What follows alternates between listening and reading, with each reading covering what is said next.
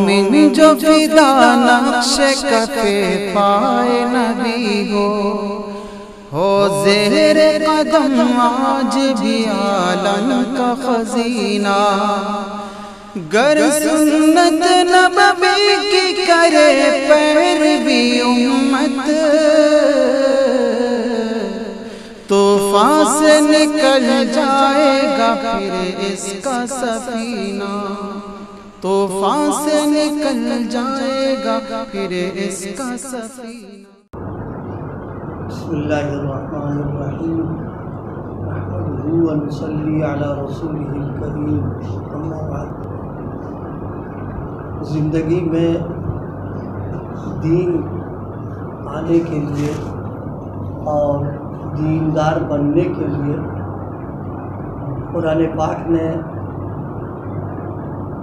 صلحاء کی صحبت اور صادقین کی صحبت پر توجہ دلائی، اس لیے کہ انسان کا مزاج ہے اخذ کرنے کا۔ اخذ کرنے کا مطلب یہ ہے کہ وہ جن لوگوں کے ساتھ اٹھتا بیٹھتا ہے، جیسی اس کی مجالست ہوتی ہے تو اس کو لیتا ہے، یہ انسان کا مزاج ہے۔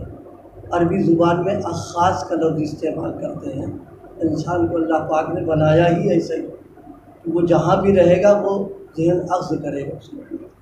تو اس بنیاد پر اگر وہ اچھوں کی اور نیک لوگوں کی صحبت میں رہے گا تو اچھائی کو اخذ کرے گا اور پھر اس کو اپنائے گا۔ اسی طریقے سے اگر وہ ایسے لوگوں کی صحبت میں بیٹھ رہا جو برے ہیں، بے دین ہیں، جن کے پاس ایمان نہیں ہے، یا وہ گمراہ ہیں، ان کی صحبتوں میں اگر بیٹھتا ہے تو پھر ان کی گمراہی کو اخذ کرے گا اور پھر اسی پر وہ عمل کرے گا۔ اسی لیے دو چیزوں پر شریعت نے خاص طور پر توجہ دی ہے، وہ یہ کہ آدمی اس بات کی فکر کرے کہ جو چیز ہم لے رہے ہیں یا جو چیز ہمارے پاس دین کے تعلق سے آ رہی ہے وہ اصلی ہو اور صحیح ہو، ایک، اور دوسرے یہ اصلی اور صحیح جن لوگوں سے ملے انہی سے اس کا رابطہ رہے، تب جا کر کے انسان دیندار بنے گا اور اس کی دینداری باقی رہے گی۔ اگر وہ کسی چیز کو، دینی چیزوں کو لینے کے سلسلے میں اس کا اہتمام نہیں کرتا ہے، بس یہ کہ جہاں سے مل جائے وہ لے رہا ہے، تو پھر اس کی دینداری باقی نہیں رہے گی بلکہ بددینی کے راستے میں پڑ جائے گا۔ مجھے یاد آیا، اس کو تھوڑا سا سمجھنے کے لیے دیکھیے، غذا جو ہے دو طریقے کی ہوتی ہے، ایک غذا ہوتی ہے اچھی اور ایک غذا ہوتی ہے خراب۔ اچھی غذا کا استعمال کرے گا تو صحت و تندرستی آئے گی، اور اگر غذا معمولی اور تھرڈ کلاس کی استعمال کر رہا تو صحت خراب ہوتی رہے گی اس کی۔ اسی طریقے سے دین اور دین کا جو علم ہے اور دین کی جو معلومات ہے، یہ جن لوگوں کے ذریعے سے مل رہی ہیں، اگر وہ لوگ نیک ہیں، اچھے ہیں، دیندار ہیں، تو پھر صحیح اور سالم دین ہم کو ملے گا اس کے اندر۔ لیکن اگر وہ لوگ دیندار نہیں ہیں، وہ لوگ بے دین ہیں، تو پھر ان کے دل کی جو ظلمت ہے اور فکری اور ذہنی جو ان کی کوتاہیاں ہیں وہ ان کی باتوں میں آئیں گی اور پھر لینے کی صورت آدمی سے متاثر ہو جاتا ہے۔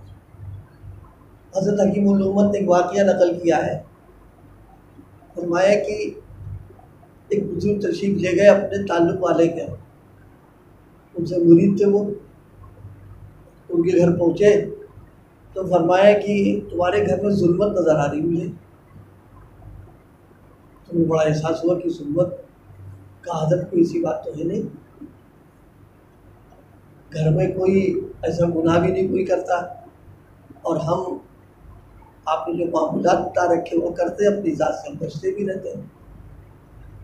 تو بزرگ کی نظر ایک کتاب پر پڑ گئی.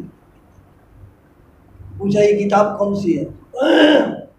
حضرات علماء جانتے ہیں علامہ زمخشری نے تفسیر میں ایک کتاب لکھی ہے کشاف کے نام سے، اور بہت زبردست ہے وہ، اس سے استفادہ لوگ کرتے ہیں. تو حضرت فرمایا یہ کیا ہے؟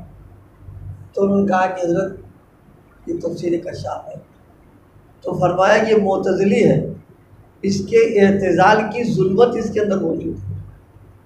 پھر حضرت تھانوی علیہ الرحمٰن نے ایک بات فرمائی ہے کہ دین کی باتیں اگر بددین آدمی کرے گا تو بھی اس کی باتوں میں ظلمت ہوگی، اور وجہ اس کی یہ ہے زبان کو اللہ پاک نے دل کا ترجمان بنایا، تو دل کی جو کیفیت ہوتی ہے، زبان سے نکلنے والی جو بات ہوتی ہے، اس کے اثرات اس کے اندر ہوتے ہیں. اگر دیندار آدمی بات کہہ رہا ہے تو اس کے اندر دین کی دینی نورانیت و روحانیت ہوگی اس کے اندر، اور اگر فاسق و فاجر اسی بات کو کہہ رہا تو فسق و فجور کی ظلمت اس کے اندر ہوگی. تو اس بنا پر دین کو کس سے لینا ہے کس سے نہیں لینا ہے، کن لوگوں کے پاس بیٹھنا اٹھنا، آج کل اصل میں ہو یہ گیا ہے جدید ذرائع کی بنیاد پر وسائل اتنے زیادہ ہو گئے ہیں کہ لوگ گھر بیٹھے ہی مفتی بنے ہوئے. اب وہ ادھر جاتے ہیں علماء کے پاس، نہ جاتے ہیں دارالفتہ، وجہ ضرورت ہی کیا باقی رہ گئی، نیٹ موجود ہے اس سے لے لیں گے ہم. اس تعلق سے یہ اس پر توجہ دلائی گئی ہے. اور موٹی سی بات ہے، دیکھیے نیٹ میں دینی معلومات کے ساتھ ساتھ دنیاوی معلومات بھی تو آتی، لیکن دنیاوی معلومات کے سلسلے میں کبھی ہم نیٹ پر بھروسہ نہیں کرتے. مثال کے طور پر شوگر ہے، کیا کہتے ہیں کینسر ہے، اس مختلف قسم کی بیماریوں کی دوائیں ایڈورٹائز بھی ہوتا رہتا ہے، سب آتا رہتا ہے، لیکن کوئی مریض نیٹ دیکھ کر کے دوائی استعمال نہیں کرے گا. وہ فوراً کسی ڈاکٹر سے پوچھے گا ڈاکٹر صاحب یہ دوا ہمارے لیے مفید ہے کہ نہیں، اس لیے جانتا ہے کہ خیر بہر وہ صرف ایڈورٹائز میں یا کسی نیٹ پر دیکھ کر یا کسی اخبار میں دیکھ کر دوائی استعمال کر لیں گے تو جان کا خطرہ ہے اس کے اندر. بالکل اسی طریقے سے دین کی باتیں جہاں سے آ رہی ہیں، سب سے بنیادی بات یہ ہے کہ اس میں یہ دیکھنا کہ بتانے والا کون ہے، اس کا کس کے ذریعے سے ہم کو مل رہی ہے. اور اس کی وجہ یہ ہے کہ اللہ پاک نے دین کو پہنچانے کے لیے انبیاء علیہ السلام کا انتخاب کیا، اور انبیاء کے بعد میں ان کے وارثین کا انتخاب کیا. محدثین نے لکھا ہے علم کی وہ باتیں جو انبیاء کے وارثین سے آئیں گی وہ تو صحیح ہے باتیں، اس کو کہا جائے گا کہ صحیح علم اس کو مل رہا ہے، لیکن اگر وہ انبیاء کے وارثین سے نہیں مل رہی ہیں، کوئی اور بتا رہا ہے، تو اس کو نہیں کہا جائے گا صحیح دین ہے وہ. اس لیے آج کے دور میں سب سے زیادہ ضرورت اس بات کی ہے کہ آدمی ایسے لوگوں کی مجالست اور ایسے لوگوں کی صحبت اور ان کی باتوں سے اپنے آپ کو بچانا، جو لوگ فاسق ہیں، جو لوگ باطل اس پر ہیں، جن کی فکر صحیح نہیں، ان کی ٹھیک چیزوں سے اپنے آپ کو بچانا. اس لیے کہ ان کی صحبت میں بیٹھے گا تو بیٹھنے کے بعد میں دین کے بجائے بددینی پیدا ہوگی، کیونکہ وہ اخذ کرنے کا مزاج بنا ہوا ہے اور اس کے اندر ظاہر ہے کہ دینداری اور صالحیت ہے نہیں، تو اس کے اثرات غلط پڑیں گے. نبی علیہ السلام نے ایک موقع پر فرمایا ہے کہ تم کن لوگوں کی صحبت میں بیٹھو. آپ صلی اللہ علیہ وسلم نے فرمایا لا تصاحب الا مؤمنا، فرمایا کہ مومن کی صحبت میں رہنا، یعنی غیر ایمان والے کی صحبت میں نہ جانا. قرآن مجید میں بھی اللہ تعالیٰ نے اس پر توجہ دلائی. ہم لوگ درخواست کرتے ہیں کہ اللہ سیدھا راستہ دکھا دیجیے. سیدھے راستے میں دو کا تذکرہ کیا ہے، ایک وہ جو سیدھے راستے والے ہیں اور ایک وہ جو اس سے ہٹے ہوئے. تو ہٹے ہوئے جو لوگ ہیں ان سے پناہ مانگی گئی. پناہ اسی لیے مانگی گئی ہے کہ ان کے راستے پر جانا، ان کی مجلسوں میں بیٹھنا، ان کی صحبتوں میں جانا، ان کی باتوں کو سننا، یہ ہدایت کے راستے سے تم کو ہٹا دے گی. فرمایا اس سے بچنا یہ ضروری ہے انسان کے لیے. اور جو لوگ ہدایت کے راستے پر ہیں اور جو لوگ پر اللہ کا انعام ہو چکا ہے، ان سے ربط ضبط رکھنا یہ ایمان کی پختگی کا ذریعہ ہے. اور دیکھیے معلومات کا ہو جانا یہ کوئی کمال تھوڑے نہ ہے. اصل تو یہ ہے کہ جو معلومات ہوں وہ صحیح ہوں، اور جس کے ذریعے سے آ رہی وہ ذریعہ بھی صحیح ہو، تاکہ جس زندگی پر اس کے اثرات مرتب ہو جائیں۔ اصل تو مقصد دین کا عمل ہے اور دیندار بننا ہے۔ تو اس لیے ایک توسط خاص طور پر جو توجہ دلائی گئی ہے وہ اس بات کی توجہ دلائی کہ ہمارا مزاج ہے کہ جس کے پاس بیٹھیں گے اٹھیں گے اس کی چیزوں کو لیں گے اور اس سے متاثر ہوں گے، پھر اسی رنگ میں ہم رنگیں گے۔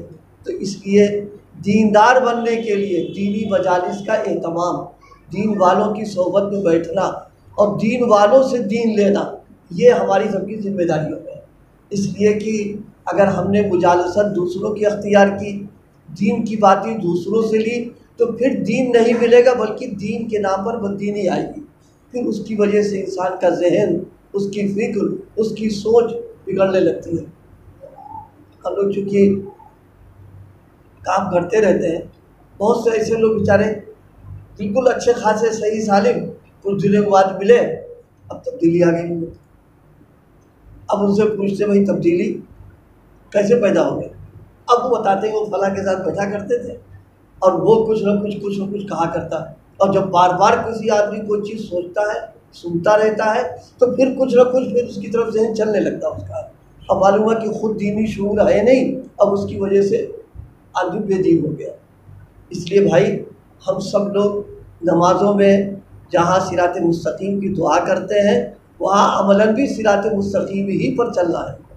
اگر اس کے علاوہ کسی راستے پر چلیں گے تو دعا کچھ اور مانگ رہے ہیں، عمل کچھ اور ہو جائے گا۔ اسی لیے اللہ پاک نے وضاحت فرما دی اخیر کی دو آیتوں میں کہ ہدایت اگر چاہتے ہو تو جن لوگوں پر انعام ہوا ہے ان کے ساتھ رہنا، اور جن پر انعام نہیں ہوا ان سے اپنے آپ کو بچا کر کے رکھنا۔ اللہ پاک ہمیں